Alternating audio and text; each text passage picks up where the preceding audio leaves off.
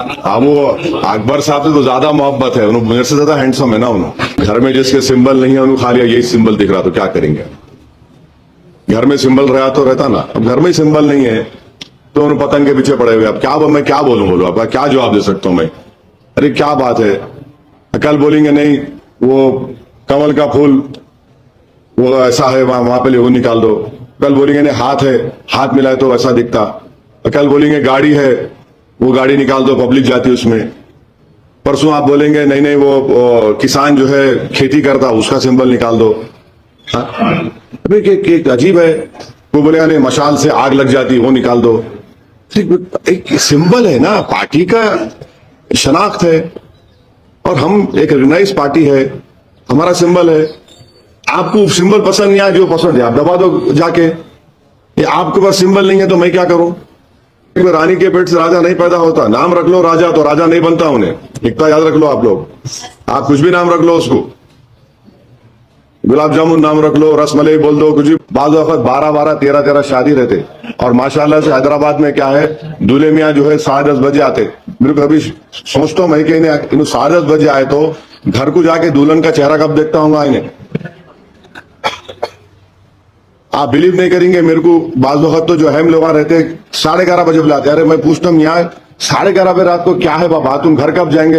अरे चले आते। तो ये काम करना पड़ता, काम कर रहे हमारी पार्टी के तमाम लोग, जिम्मेदार लोग काम कर रहे, मेहनत कर रहे। इलेक्शन देखिए, मैं क्या एनजीओ हूं, एक पेपर पढ़ के वो ऐसा हुआ था, मैं पॉलिटिकल पार्टी का है, हम जिम्मेदार है। अब नु बिहार से क्यों आए बिहार से, उनको बुलाए आदिल को, कोर्ट में केस आ रहे थे, दिल्ली में थे, मेरा तुम निकल के आओ। आए उन्होंने पिछले 15 दिन से महाराष्ट्र में फिर रहे। तो पार्टी का काम है, हम लोग पॉलिटिकल पार्टी के मेंबर है, हमारा ओढ़ना बिछोना पार्टी के लिए काम करना है। अब पार्टी का काम इलेक्शन में भी होता है, इलेक्शन ले रहा तो जनता का काम में मसरूफ रहते। अगर कांग्रेस गवर्नमेंट को ये देखना है और पुलिस के जो बड़े बड़े जिम्मेदार है उनको देखना है कि हैदराबाद में रात में गड़बड़ क्यों हो रही।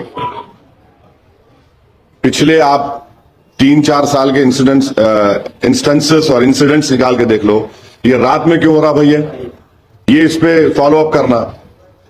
और मैं एक जिम्मेदारी से बोल रहा हूं कि जो पुलिस का जो इंटेलिजेंस का नेटवर्क है वो बिल्कुल कमजोर है हैदराबाद में। इनको मालूम ही नहीं हो रहा क्या हो रहा।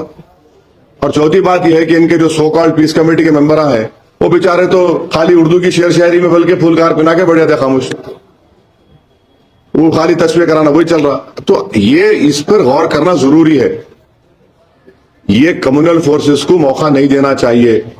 और सबसे अहम बात यह है कि हैदराबाद एक ब्रांड है, सिर्फ तेलंगाना के लिए, पूरे देश के लिए, और एक इकोनॉमिक हब बनते जा रहा है। अब ये सरकार फ्यूचर सिटी को प्रमोट कर रही है, ये इंसिडेंट्स क्यों होना, फिर नहीं होना चाहिए। तो इनको सोचना चाहिए, गहराई से डीपली सोचना चाहिए। 70 to 80% incidents have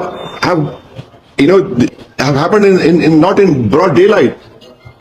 आप देख लो रात में हो रहे पूरे, it is happening in the night.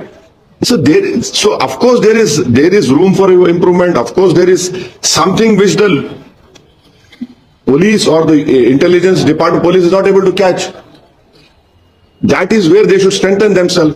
And time and again I have been consistently telling, whether it was TRS government or now the Congress government, see, law and order is not a political issue for me. It is an issue which concerns the safety of a common man. What happened when that incident happened 2-3 days ago? Lathi charge happened and many innocent people got hit by the police lathi. People who were going into marriage. They don't know they were crossing that road. So there has to be some system must be created or strengthened so that these incidents do not erupt. And the best policing is that you should prevent such sort of incidents. It's not like looking for a needle in a haystack. But these are all areas which you know for a fact historically, that area had suffered a lot. And it really hurts me that I have worked with the Pardi community and continue to work with them.